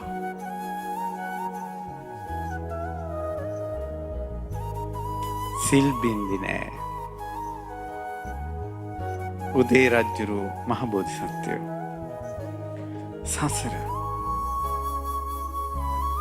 සසර පවිත්‍රයි. පවිත්‍රයි. එක දවසක් පවිත්‍ර බව ස්වාමීන් වහන්සේ නමක් ගෙන් බඹසර රකින්න බෑ කියලා අහද්දී උත්තර දීලා තිබ්බා. යාම්දුරෝ දැන් මෙයාට කොහොම හරි මේ ආසාව ඉෂ්ට කරගන්නත් එපා. මේ සිල් රකින්න එක. එහෙනම් උදේ වැඩට යන්න කලින් බඹසර සමාදන් වෙන්න. ඊට පස්සේ රාත්‍රියට පවරණය කරන්න. මට ඒක සක්සුදක්ෂේ හරිද වැරදිද කියන්න තේරෙන්නේ නැහැ. නමුත් ඒ සමාදන් වීම දවසේ මේක ගැන 100න් ඉන්න එක. එතකොට සම්පූර්ණ වරුවක් බඹසර රැකීම ජීවිතේ අවුරුදු 20ක් ඉන්න කෙනා ওই විදිහට බලනකොට අවුරුදු 10ක් බඹසර රැකලානේ. එලෙසේද කමක් නැහැ. මට ඒක හරිද වැරදිද කියලා සක්සුදක්ෂේ කියන්න තේරෙන්නේ නැහැ. නමුත් ඒ සිතුවිල්ල වටිනවා. කැමැත්ත වටිනවා. කවුරු හරි පින්වන්ත කෙනෙක් සිටිනවා නම් තමන්ගේ ජීවිතේ පිරිසිදු සීලයෙන් සිල්වත් කරගන්න. පිරිසිදු සීලයෙන් සිල්වත් කරගන්න. ඊට පස්සේ තරුණ ජීවිතේ විවාහ වුණ දෙන්නෙක් වුණත් කාලෙන් කාලෙට උතුම් සීලයක් රකින්නවා නම් ධර්මනුබරෝ දැක්ක මිනිස්සුද වැඩිහිටියෝද අන් අයට අවවාද කර යුතු අය, අන් අයට උපදෙස් දිය යුතු අය, ධර්මනුබරන්ට මඟ කිය යුතු අය, ඔවුන්ද ධර්මනුබරන් දුටුවාට පස්සේ වෙනම ඉඳලා බඹසර රකින්නවා නම් ආච්චි නැති වුණාට පස්සේ සීයා තනියෙන් ඉන්නවා කියන එක පුදුමයක් නෙවෙයි. සීයා නැති වුණාට පස්සේ ආච්චි තනියෙන් ඉන්නවා කියන එක පුදුමයක් නෙවෙයි. නමුත් ඔවුන් දෙදෙනා ජීවිතුන් අතර ඉද්දී ඇඟේ පතේ හයිය තියෙද්දීද බඹසර රකින්නවා නම් ශ්‍රේෂ්ඨයි. ඔවුන් දරුවන්ට දෙන වචනේ ප්‍රබලයි. මොට්ට පීහියකින් ගස් කැපිල්ලයි තියුණු කඩුවකින් ගස් කැපිල්ලයි කියන්නේ දෙකක්. ඇතුළත වනසාගත්ත කෙනෙක් අන් අයට අවවාද කරනකොට වචන කොච්චර තිබ්බත් ඒක යන්නේ. පිරිසිදු කෙනෙක් අන් අයට අවවාද කරනකොට ඒ වචන ටික යනවා. ඔය අරුබුද එනවා දැන් අනාගතේ. කොමක් දෙන්න අරුබුදේ? දැන් කොල්ල කෙල්ල ටික ෆෝන් වලින් විනාශ වෙනවා. හන්දියක් ගානේ ලිබ්බොක වල රූම් වල ගිහිල්ලා මොන් විනාශ වෙනවා. ඔවුන්ද යම් දවසක විවාහ වෙනවා. ඔවුන්ටද දරුවන් ලැබෙනවා. ඒ දරුවෝද අතට ෆෝන් එක අරගෙන කාමරෙට ගිහිල්ලා දොර වහ ගන්නකොට සෙල්ලම දන්නවා තමන්ද කර ඇති නිසා. එදාට කොහොමද අවවාද කරන්නේ? පන්තියට ගිය කෙල්ල පන්තිය ගිහිල්ලා නැත්තම් රෑ වෙලා එනවා නම් ඇගේ කෙස් වැටියේද අවුල් වී ඇත්තම් අතීතේ මතක් වෙන ඒ අය තමන්ගේ කෙල්ලට කිසේනම් අවවාද කරන්නද? අහෝ මේ ලෝකේ පැවිද්ද කොච්චර ශ්‍රේෂ්ඨද? පැවිද්ද කොච්චර ශ්‍රේෂ්ඨද? පැවිදි වූ භික්ෂුවට ඔය අරුබුදේ නෑ. අනිත් අනාගතේ දරුවෙක්වත් දැහැමින් හදන්න ඕන කියන අර්ථයෙන් තමන්ගේ ජීවිතේ සුමඟට ගන්න. හැබැයි පින්වත්නි, මා ඔබට ධර්මයේ කියද්දී මා ඔබට කිව්වා මේ කර්ම ඔබ මැරෙනකල් බලාගෙන සිටිනවා කියලා. එහෙනම් මේ ධර්මයේ ඇහින්ට කලින්, කල්යාණ මිත්‍ර සම්පත්තිය ලැබෙන්න කලින්, ශ්‍රී සද්ධර්මයේ ඇහින්ට කලින්, අදට කලින් උපමාවක් ගත්තොත් කෙනෙකුට අදට කලින් වරදක් වෙලා තියෙනවා නම් ඒ වරදත් මැරෙනකල් බලාගෙන ඉන්නවා නම් කොච්චර පව් ටිකක් ඇතිද? දැන් කොහොමද බේරෙන්නේ? ඒටද උත්තරයක් තියෙනවා. පින්වත්නි, මේ ලෝකේ බුදුරජාණන් වහන්සේගේ ධර්මයක් තියෙනවා. මම ඉස්සෙල්ලාම බණ පටන් ගත්තා එක කතාවක් කියලා. ඒක හරි ලස්සන වාක්‍යයක්. ඒ තමයි ධර්මයේ මැරිලා නැහැ. ධර්මයේ මැරිලා නැහැ.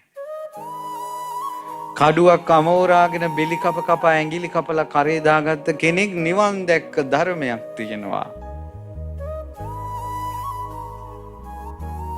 දුහුල් වස්ත්‍රයක් දරාගෙන දොරකඩ ඉඳගෙන මඩමක ඉඳලා මිනිස්සුන් වසඟ කරගත්ත ගණිකාවක් බුද්ධ ශාසනයේ ඇවිල්ලා කසාවත් දරාගෙන මුළු කෙලෙස් කඳම වසා සෝදා හරිගෙන නිකෙලස් වෙච්ච ධර්මයක් තියෙනවා. මැරිච්ච මලකුණක් බදාගෙන දරුවට පණ දෙන්න කියලා ගිය මෝඩ කෙල්ලෙක් රහත් වෙච්ච ධර්මයක් තියෙනවා. ඇඟේ නූල් පොටක් නැතුව කිසිම විනයක් නැතුව දෙව්රම් විහෙරට ආපු කෙල්ලෙක් විනේදර භික්ෂුණීන් අතර අගතැන්පත් වූ පටාචාරාවක් බිහි කළ ධර්මයක් ලෝකේ තියෙනවා. ඒ ධර්මයේ මැරිලා නැහැ. ඒ ධර්මයේ මැරිලා නැහැ. කොහොමද නම් මැරිච්ච නැති ධර්මයකින් පිට ගන්නෙ? පණ තියෙනවනේ. ඒකේචි බුද්ධං සරණං ගතාසි. යම් කිසි කෙනෙක් බුදුන් සරණ ගියොත් එයා අපාය යන්නේ නැති ගමිස්සන්ති අපායං. පහය මානුසන්දේහං දේවකායා පරිපූර්ණසන්දේ. මිනිස් සිරුර අතහැරපු ගමන් දෙවියන් අතර යනවා. පළවෙනි පියවර තමයි මේ මරණයේදී තියෙන භයානක කමින් බේරෙන්න තියෙන පළවෙනි පියවර තෙරුවන් සරණ යන එක. මුළු හදවතින්ම බුදුරජාණන් වහන්සේ සරණ යන එක. ධර්මයේ සරණ යන එක, සංඝයා සරණ යන එක. මේ උතුම් තිසරණීට බලවත්ව හිත එන්නේ තිසරණීට ආස හිතෙන විදිහට, තිසරණී ගැන පැහැදෙන විදිහේ බණ අහන්න ඕන. මොකද මේ කනට ඇහෙන එකත් එක්කයි මේ අරුබුදේ තියෙන්නේ. බුදුන් ලංකාවේ උපන්නා කියනකොට පිළිගන්නවා. ඇහිච්ච දේ පිළිගත්තා. ඉතින් මේ මිනිසුන්ගේ ජීවිත ඇහෙන දේෙන් වෙනස් කරනවා. ඒකට ඇහෙන දේෙන් වෙනස් වෙන විදිහට හැදිච්ච ජීවිත තිසරණයට එන්න ඒ න්‍යායම පාවිච්චි කරන්න වෙනවා. ඒ න්‍යාය තමයි කනට ඇහෙන්න ඕන බුදු ගුණ, ධර්මයේ වටිනාකම, සීලේ වටිනාකම, භාවනාවේ වටිනාකම, සංසාරයෙන් නිදහස් වීමේ වටිනාකම, හතර අපායේ භයානකකම,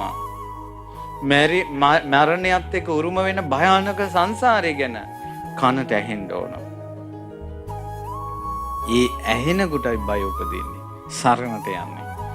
ප්‍රශ්නේ තියෙන්නේ එවැනි දේ අඩුයි. මිනිස්සු ගොඩාක් ආස හිනා වෙන්න. පැයක් එක දිගට හිනා වෙන්න බණක් කිව්වනම් ෂෝ බණක්. සසර ගැන කිව්වොත් සැරයිනේ. ආන්දරු ටිකක් සැරයි. ඒවට නෙවෙයි. තව එකක්. ඔබ අහන ධර්මයේ හරිද වැරදිද කියලා හොයාගන්න ක්‍රමයක් කියන්න. ඔච්චර බණ ගොඩක් කියද්දී ඔබට පෙනුනේ ළඟ හිටපු කෙනාගේ චරිතෙද තමන්ගේ චරිතෙද? මේ ධර්මයේ අහනකොට තමන් මොනවද කළේ, මම හොඳයිද මම නරකයිද, මම පිහිටක් ගන්න ඕනද කියලාද මේ ළඟ ඉන්නේ කී පිහිටක් ගන්න ඕන කියලා ළඟ ඉන්නේ කෙනා ගැනද හිතුනේ තමන් ගැනද?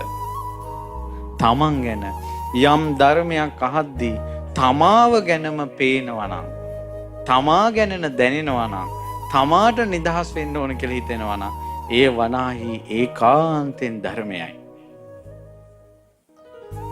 ඒකට කියනවා ඕපනයිකයි කියලා. ඒකට තමයි ධර්මයේ ඕපනයිකයි කියන්නේ. පැහැදිලිද? ඒ නිසා විහිළු දහළු නෙමෙයි, විහිළු දහළු ටීවී එකේම පුළුවන් නේ අප්පා. ටීවී එක තමයි කොච්චර hina වෙන්න පුළුවන්ද? ඉතින් ඒ නිසා hinaව නෙමෙයි මෙතන තියෙන්නේ. තමන්ගේ ජීවිතය දිහා බලන්න. පව් දෙයනේ මේ කොල්ලෝ ටික.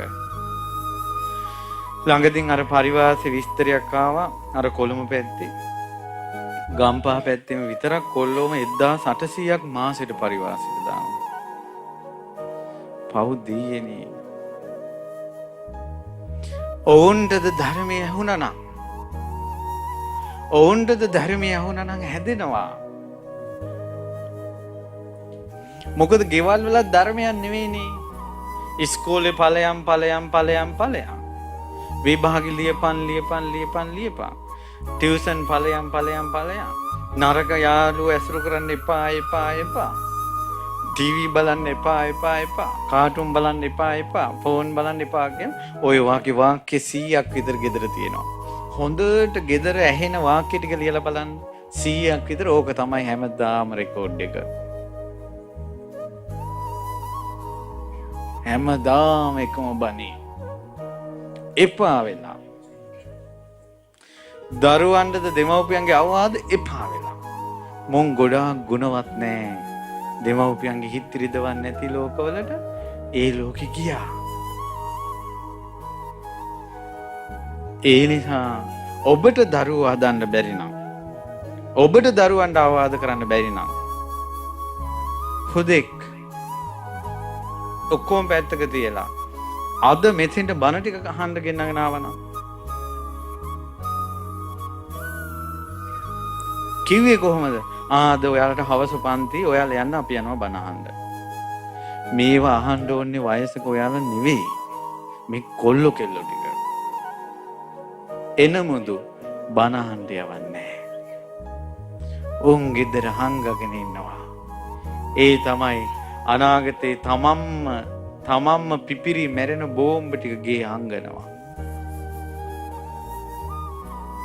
තමන්ට දරුවෙක් යහමඟ හදන්න බැරි නම් හදන තැනකට ගෙන්නගෙන එන්න ඕන.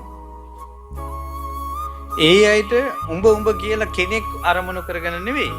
පොදුවේ මේ විදිහට ධර්මයේ කියනකොට කන් හැන්දක් තරම්වත් මොලයක් තියෙනවා නම් හැදෙනවා.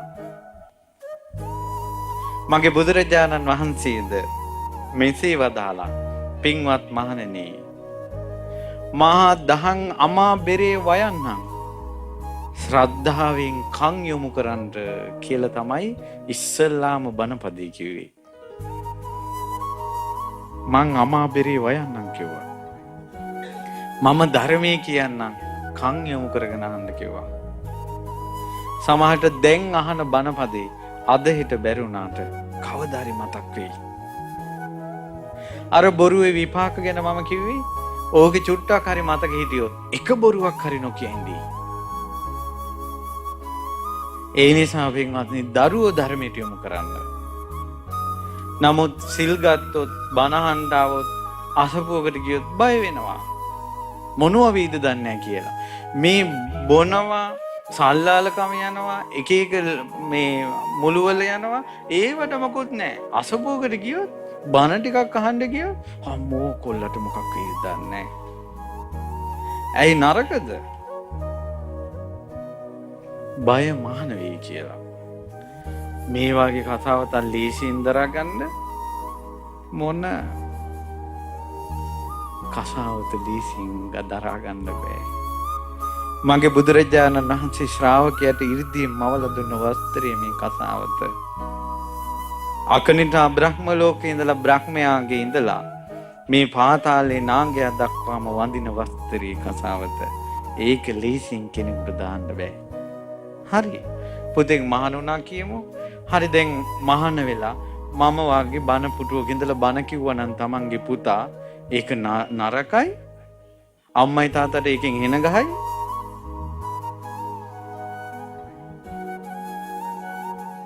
තමන්ගේ දරුවා සල්ලාලකම යනකොට ඒ වදපු දෙමව්පියන්ට නින්දාවක් නේ. උන්ගේ ලේ නෙතියෙන්නේ අරුන්ගේ. ඒවට බය නැහැ. බණ ටිකක් අහන්න ගියාම තමයි ප්‍රශ්නේ.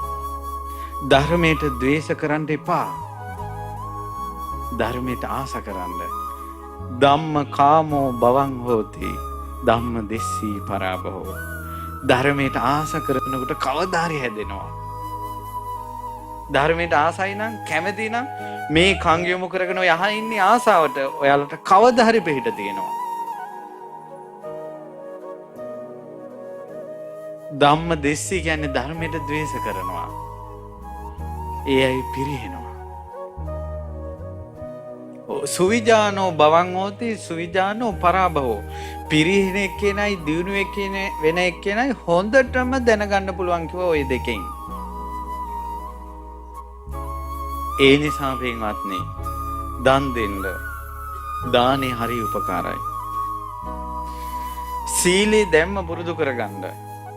වයසට ගියාම සිල් එරන් ගන්නම පුරුදු වෙලා ඉන්න එපා. ඒකට මම උදාහරණයක් කියන්න. හොඳම දෙයක්. හිඟන ජෝඩුවක් රජගහ නුවර වීදී යනවා මගේ බුදුරජාණන් වහන්සේ දැක්කා. සිනහවක් පහල කළා. ලස්සන ඕසදී තාරකාවකින් වගේ රැස්මාලාවක් සිරස වටේ ගිහිල්ලා අතුරුදහන් වුණා. පිටුපස්සෙන් යන ආනන්ද ස්වාමීන් වහන්සේ දුටුවා. මගේ බුදුරජාණන් වහන්සේ hina වුණේ මන්ද. සිනහ පහල කළේ මන්ද. ආනන්ද පෙනෙනවද අර ජෝඩුව? අර දෙපළ පේනවද? එහෙමයි. දන්නවද ආනන්දේ කවුද කියලා? රජගහ නුවර හිටපු සිටුතුමයි සිටු දෙවියයි කිව්වා. හොඳට කාලා බීලා නටලා තියෙන දේවල් නැති බංගස්ථාන කරගෙන ණය වෙලා පාරට වැටිලා. ආනන්ද මට වෙන දෙයක් පේනවා. ආනන්ද මේ ජෝඩුව තරුණ කාලේ මහාන වුණා නම් රහත් වෙනවා. බුදුරජාණන් වහන්සේ බොරු කියන්නේ නැහැ පින්වත්නි, සසරෙම කියලා නැහැ. ආනන්ද මේ දෙන්න තරුණ කාලේ මහාන වුණා නම් රහත් වෙනවා. ඊට ටිකක් පස්සේ මහාන වුණා නම් අනාගාමී වෙනවා. ඊට පස්සේ මහාන වුණා නම් සකදාගාමී වෙනවා. ඊට පස්සේ මහාන වුණා නම් සෝවාන් වෙනවා. ආනන්ද මේ දෙන්නාට දැන් දෙව්ලොව යන්නවත් කුසල් උපද්දවන්න බෑ කිව්වා. එහෙනම් මේ මිනිස්සු අම්මා මරලා නැහැ, තාත්තා මරලා නැහැ, බුදුන්ගෙන් ලේ සොලවලා නැහැ, සංඝ වේද කළා නැහැ, රහතුන් ඝාතනය කළා නැහැ. ඒ වුණාට වයසට ගියාට පස්සේ කුසල් ඉපදීමේ ශක්තිය නැති වුණා. පින්වත් දරුවන්ට මේ කියන්නේ තරුණ කාලේ සිල් අරගෙන නිවනට යම් කුසල් රැස් කරගන්න පුළුවන්ද? වයසට ගියාට පස්සේ සිල් අරන් ඒක ඒ විදිහට කරගන්න බෑ. පුංචි කාලේ ධර්මයට ආසයික සිල් රකින්න එක, තරුණ කාලේ ධර්මයට ආසයික සිල් රකින්න එක, අඩුපාඩු හදාගන්න එක ඇත්තටම ඔබ වේගෙන් නිවන කරාගෙන යනවා. වයසට ගිහිල්ලා සුදුරෙද්ද ඇඳගෙන ඉඳ ගන්නවට වැඩිය රටේ හැම තැනම සරුංගලේ වාගේ පාවෙලා ගිහිල්ලා අවසානයේ නූල කැඩිලා බෝ අත්තට වැටෙනවා වගේ අවසානයේ සිල් අරගෙන ඒ එපා කියන්නේ කොල්ල කෙල්ල වෙනුවෙන් මේ කියන්නේ තරුණ ජීවිතේ ගොඩාක් කුසල් රැස් කරගන්න පුළුවන්. සමහර වෙලාවට ඇති මඟපල ලබන අය පවා අපි දන්නේ මඟපල ලබන අය පවා ඇති. දෙමව්පියන්ගේ චරිතත් වැඩක් නැහැ මේ වෙලාවේ දරුවාට. ඒ දරුවාගේ තියෙන කුසල ශක්තිය ජානවල ඒවා පවා නැති කරලා දානවා. ඇයි ජීවක කියන්නේ ගණිකාවකගේ පුතෙක් නේ. ඒකයි. ඉතින් ඒ නිසා පින්වත් දරුවනේ ධර්මයෙන් මැරිලා නැහැ. ඒක මතක තියාගන්න. පින්වත්නි ධර්මයෙන් මැරිලා නැහැ. නමුත් අවුරුදු 120ක් ගේ සීයල දෙන්නේ බ්‍රාහ්මණයෝ දෙන්නේ බුදුරජාණන් වහන්සේ බැහැ දකින්න ආවා. ඇවිල්ලා කිව්වා අපි එකම පිනක්වත් කරගෙන නැහැ කියලා. බුදුරජාණන් වහන්සේ වදාලා එහෙනම් අද ඉඳලා කයින් හොඳ දේවල් කරන්න, වචනෙන් හොඳ දේවල් කරන්න, නරක මේ සිතෙන් හොඳ දේවල් කරන්න කියලා වදාලා කුසල් කරන්න කියලා. ඒ නිසා අද බණ ටික අහලා මොන වයසේ තරාතිරම කෙනෙක් වුණත් කුසල් වැඩුවොත් යහපත් දේවල් කළොත් ධර්මය අහන්න යමු. මතක තියාගන්න මොන අඩුපාඩු හදාගන්න බැරුණත් ධර්මය අහන එක නම් නතර කරගන්න එපා. ඇඳුමක කහට යන්නේ නැහැ කියලා හොදන එක නතර කළොත් කහටමයි. කහට යන්නේ නැති වෙන්න නැවත හොදන්න. ඒ වගේ අපේ අඩුපාඩු යම් දවසකද හදාගන්නේ ඒ දක්වාම ධර්මය අහන්න. ඔබට පිරිසුදු ධර්මයෙන් කියලා දෙන කල්යාණ මිත්‍රයෝ මුණ ගැසී ඇත. ඒ ධර්මයේද අහන්න අවස්ථාව ඇත. මේ අවස්ථාව මගහැර ගන්න එපා. ඒ නිසා අපි කවුරුත් මැරෙනවා. මැරෙනකොට අරන් යන්නේ කුසල් අකුසල් කරගත්ත දේවල්. ගොඩාක් කර්මය අපි මැරෙනකල් බලාගෙන ඉන්නවා. ඊට කලින් තෙරුවන් සරණ ගිහිල්ලා අඩුපාඩු හදාගෙන කුසල් වඩලා මේ ධර්මය අහලා සැනසෙන්න ඔබ සියලු දෙනාට ගෞතම බුද්ධ ශාසනයේ පිහිට ලැබේවා.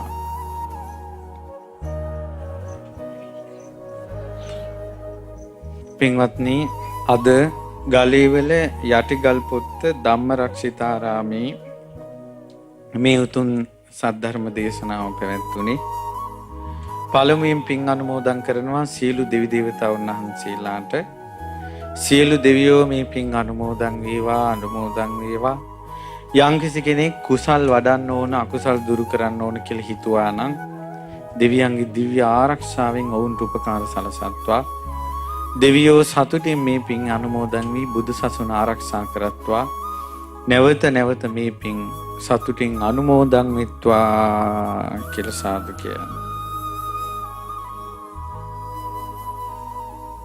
ඒ වගේම මේ රැස් කරගන්න දුනා වූ සියලුම පුණ්‍ය ධර්මයන් මේ පින්කම සංවිධානය කළා උත් ඒ වගේම ඔබත් කවුරුත් නමින් මිය පරලෝකීය ඥාතීන්ට මේ පින් අනුමෝදන් වේවා.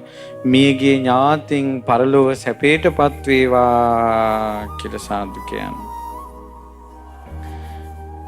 ඒ වගේම මේ පින්කම සඳහා ආශිර්වාද කරලා මේ පින්කම ඉතාමත් ඕනෑකමින් කරන්නට ශ්‍රද්ධාවන්තව අපේ පින්වත් යටිගල් පොත්ත ධම්මරක්ෂිතාරාමේ විහාරාධිපති තැන්පත් අවසරයි පූජ්‍ය කණ්ඩලමේ විජිත වංශ අපේ නායක හාමුදුරුවෝ හරි ශ්‍රද්ධාවෙන් මේකට උපකාර කළා. උන්වහන්සේගේ සහාය නොතිබෙන්න මේ පින්කම මේ විදිහට කරගන්න බෑ. ඒ වගේම විහාරස්ථානයේ වැඩ සිටින පොඩි හාමුදුරුවෝ ඇතුළු සියලු දෙනාටත් අවට පන්සල් වලින් වැඩම කළ ස්වාමීන් වහන්සේලාටත් මේ පින් අනුමෝදන් වෙත්වා. ඒ වගේම මාගේ පරම පූජනීය ගුරු දේවෝත්තම මාහට ධර්ම විනය උගන්වන මාගේ පින්වත් ලොකු ස්වාමීන් වහන්සේටද මේ පින් අනුමෝදන් වේවා. සියලු සංගරුවන ධර්මාවබෝධයෙන් අමා නිවනින් සැනසෙත්වා. ඒ වගේම රැස් කරගන්න හිතුණා වූ සියලුම පුණ්‍ය ධර්මයන් ඒකාන්තයෙන් අනුමෝදන් වෙත්වා. විශේෂයෙන් මේ පින්කම සඳහා විශේෂයෙන් මහන්සි වුණ අපේ පින්වත් හැදූ වැඩූ දෙමව්පියන්ට අකුරු කර වූ ගුරුවරුන්ට පින් සිදු වේවා. ලොකු කුඩා සියලු දෙනාට පින් සිදු වේවා. සියලු දෙනාට ගෞතම බුද්ධ ශාසනේ සද්ධා සීල සුත ත්‍යාග ප්‍රඥාදී ගුණධර්ම දියුණු කරගන්න, නැවත නැවත ධර්මය අහලා තුනුරුවන් කෙරෙහි පහදින්න, අඩුපාඩු හදාගෙන සිල්වත් වෙන්න, බුද්ධ ශාසනයට ආස කරන්න. ඒ වගේම ඔබ සියලු දෙනාට බුදු සසුනේ ජීවමාන ධර්මයෙන්, මැරිලා නැති ජීවමාන ධර්මයෙන් පිහිට පිළිසරණ ලබා ගන්න ඔබ සියලු දෙනාට වාසනාව උදා වේවා. පින්තුනි, වැඩසටහන අවසන් කරන්න කලින් අපි චූටි වෙලාවක් බුදු ගුණ ටිකක් හඬ නඟලා කියමු. ඒතර බුදුරජාණන් වහන්සේ ගැන සිත පහදවාගත්ත පින්බලේ අපිට උපකාරී වෙනවා පින්වත්නි. ඒ නිසා බුදු ගුණ ටිකක් කියමු. හඬ නඟලා කියන්න ඕන කට ඇරලා. සාදු සාදු මං කීවට පසු කියන්න. බුදු සමිඳුගේ නෙතින් ගලා කරුණා දහර ඇවිල ගිය සිත් සතන්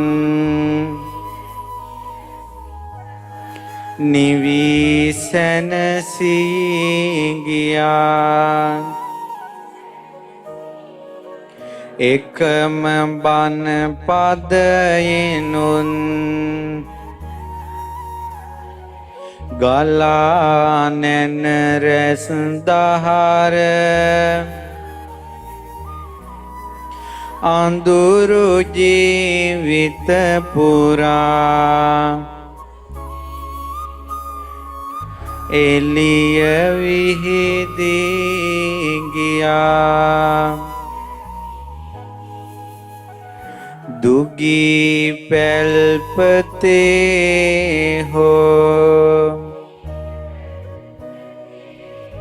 බමුණු සිටු කුලේ හෝ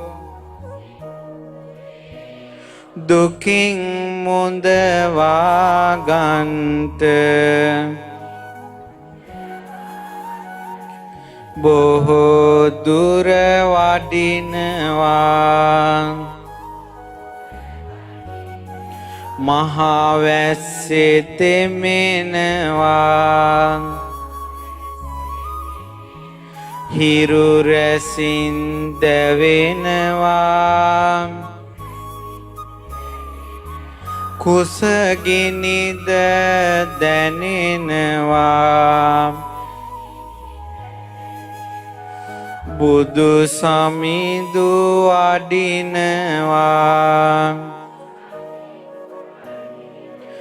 මිහිරි බණ දේශන විට අමා ගඟ ගලනවා. කන් යොමාසන විට නිවන් සුව දැනෙනවා. වඩින විට පිඩු සිඟා නිත් කැලුන් බිම යොමා බෙදන්නට දන් පිඩන් අනේ මට බැරි වුණා. සිරිපතුල් වෙහෙසුණා. අප ගැනම සොය සොයා පිරිනිවි වැඩිසේක. මගේ සම්බුදු පියා බුදු නිතින් බලාලොව සිතේ දුක නිවාදුන් බුදුමුවින් ගලා මිහිරි ධම්මමාදුන්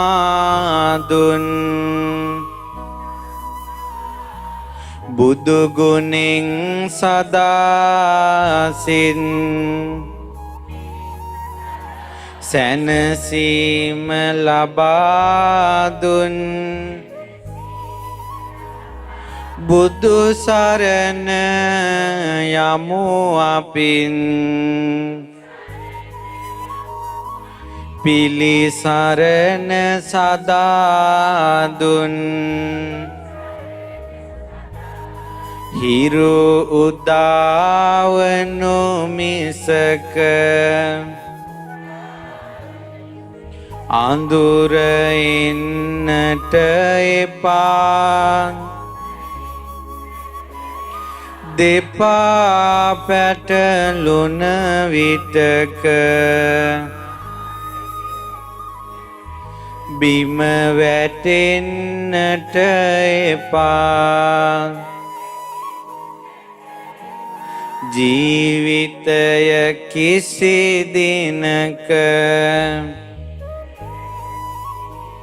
නොමග යන්නට එපා බුදු සමිඳු නැති ලොවක කිසි දෙයක් මට එපා සිත මගේ සැනසීලා නරක දේ දුරු වෙලා පිපුණු කුසුමක් ලෙසේ ලොව සුවඳ කෙරේවා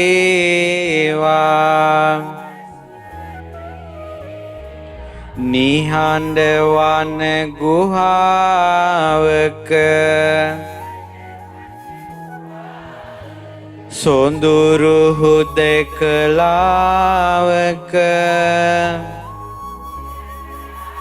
බුදු සිතක ඇති සුවය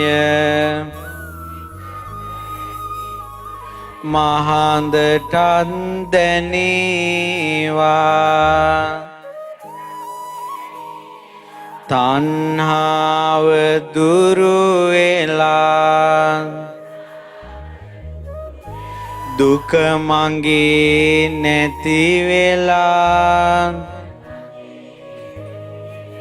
සදාකාලික අමා නිවන් සුව ලැබේවා සදාකාලික අමා නිවන් සුව ලැබේවා සදාකාලික අමා නිවන් සුව ලැබේවා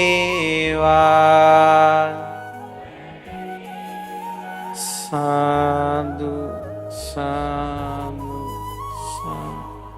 නමෝ බුද්ධාය නමෝ බුද්ධාය නමෝ බුද්ධාය නමෝ බුද්ධාය